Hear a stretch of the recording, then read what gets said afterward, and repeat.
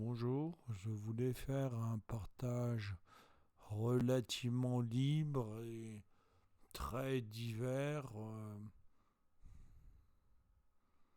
Je ne sais pas si ce que les bouddhistes ou les gens appellent dans le monde spirituel l'illumination, je ne sais pas si elle existe.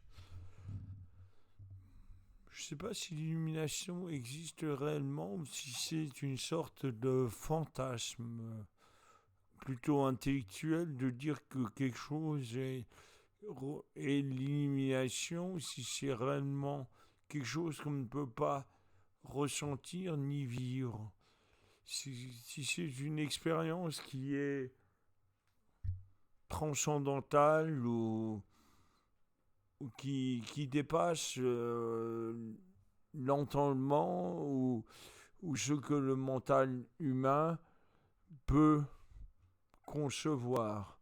Je ne pense pas qu'on puisse déterminer l'illumination par des mots et que si elle existe bel et bien, cela appartient à des êtres qui sont d'une autre dimension. Mais suite à ce que j'ai fréquenté dans le milieu de l'Advaita Vedanta, c'est-à-dire la spiritualité indienne et même le bouddhisme, je ne vois pas d'être qui ait eu cette manifestation où je sais pas s'il y en a qui s'en sont vantés, je les trouve pas si extraordinaires ou à part. Pourtant, j'ai bien regardé, j'ai bien réfléchi.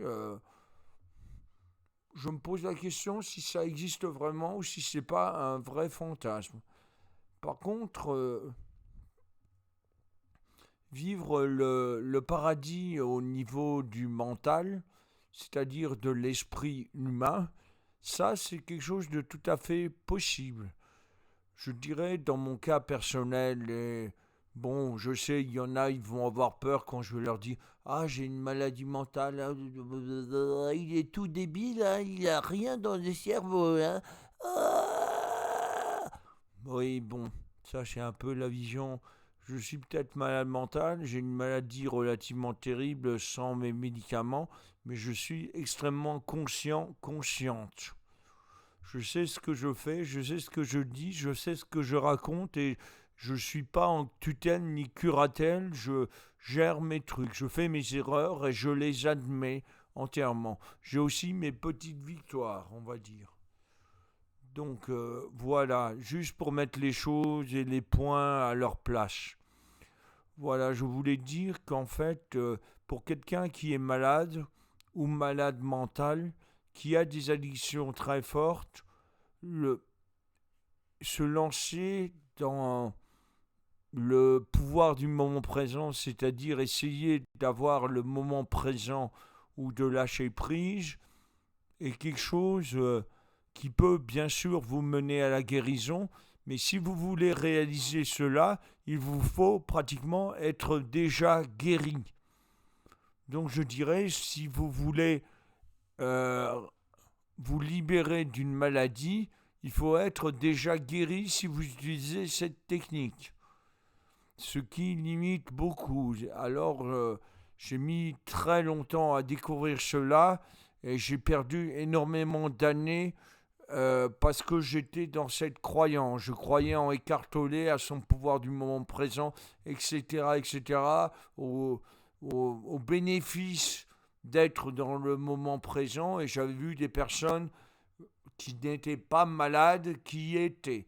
Je dirais pour des personnes pas malades, qui n'ont pas de pathologie, tout cela, le pouvoir du moment présent est très bien, c'est parfait, faites-le. Si vous y arrivez, c'est parfait, magnifique pour vous. Hein. Je dis bravo, bravo. 2 étoiles, 5 étoiles. Hein. Voilà. Mais ceux qui ont des troubles, soit liés à des addictions, soit parce qu'ils ont pris des substances, ce qui n'est pas mon cas, mais bon, je sais qu'il y en a qui ont pris des drogues avec de l'alcool et qui se sont détruits le cerveau. Ça, j'ai entendu en psychiatrie qu'il y en a, ils font 3 fois ce truc et après ils ont le cerveau à plat. Hein.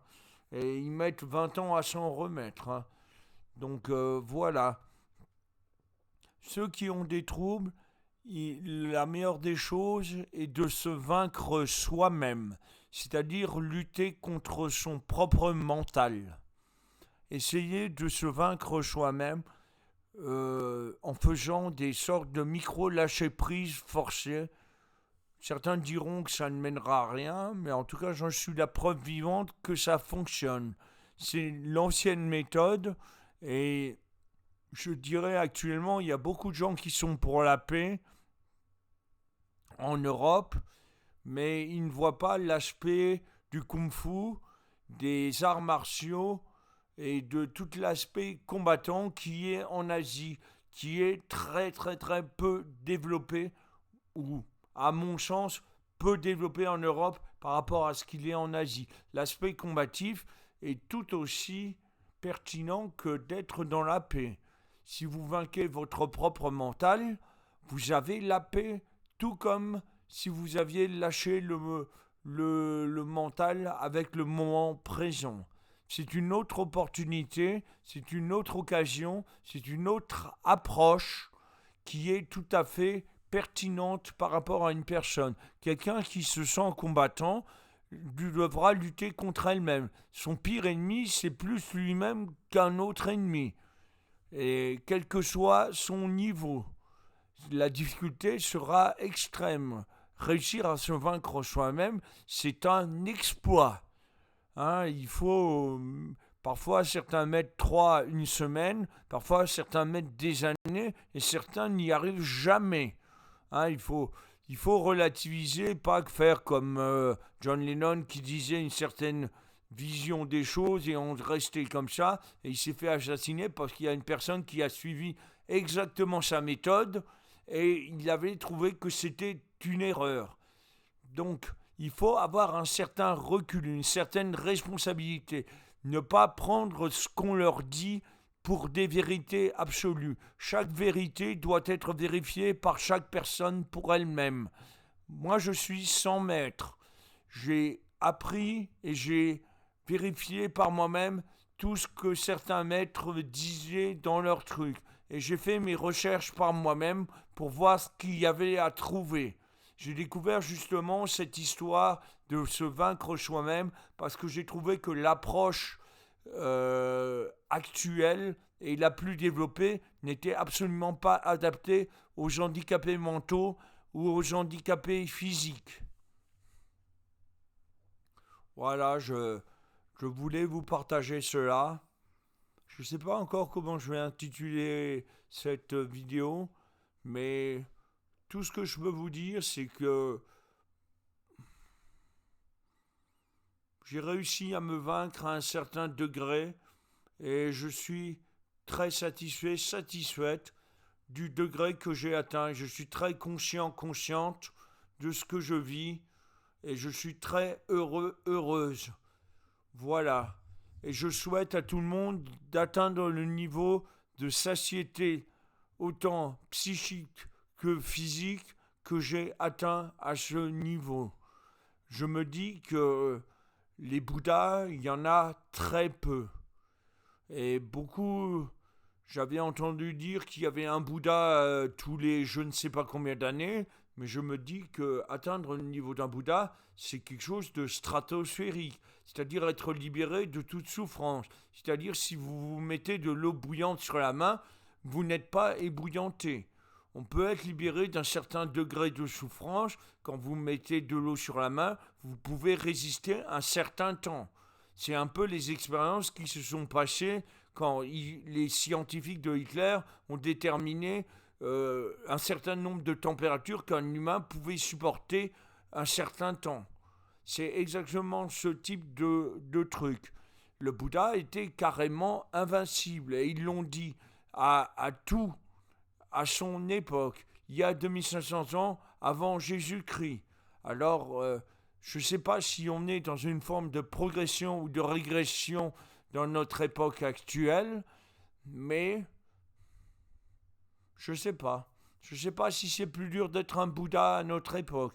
Je sais qu'il y a des gens qui ont essayé de m'empoisonner parce qu'ils ont vu que je m'approchais de l'éveil et j'en ai eu gardé les marques au niveau du cou. J'en avais partout. Ils ont essayé de me bloquer à l'éveil. Mais bon, ces gens sont... Je ne les vois plus, je ne les méprise pas. Je trouve que c'est des êtres tout à fait pathétiques de lutter contre des gens justement qui essayent d'apporter le bien commun à une société qui est peut-être moins malade que dans le temps où Krishnamurti disait que c'est un mauvais signe de santé mentale que d'être bien intégré dans une société malade. Je trouve qu'il y a peut-être quand même un progrès dans la société. En tout cas, avec les handicapés, c'est certain, il y a des handicapés qui arrivent à avoir des vies relativement, je ne dis pas très bonnes, mais acceptables. Voilà. Voilà ce que je voulais partager aujourd'hui. Je vous aime, tous mes abonnés. Mettez un like si vous avez aimé ce dialogue entre moi et vous, ce partage sur l'éveil. Pour ceux qui ne savent pas ce que c'est un éveillé, et un éveillé, c'est